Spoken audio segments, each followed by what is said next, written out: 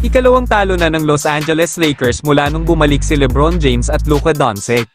Kanina sa laban ng Lakers at Magic tinambaka ng 12 points ang Lakers sa score na 118-106. May combined 62 points si Banchero at Franz Wagner para pataubin ang Los Angeles Lakers.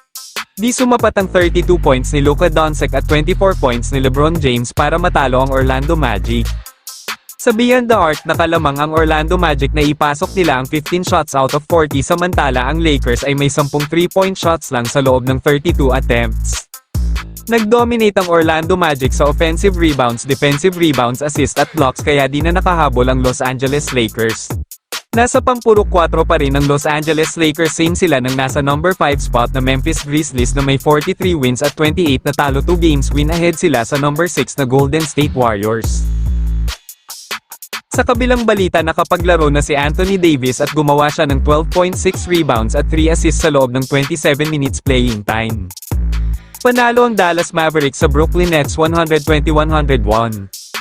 Pinapakiramdaman pa rin ng Dallas Mavericks ang injury ni Anthony Davis kaya sa next game kontra New York Knicks out definitely na agad si Davis para di mapuwersa at kung makapasok sila sa playoff ay may palag pa rin sila.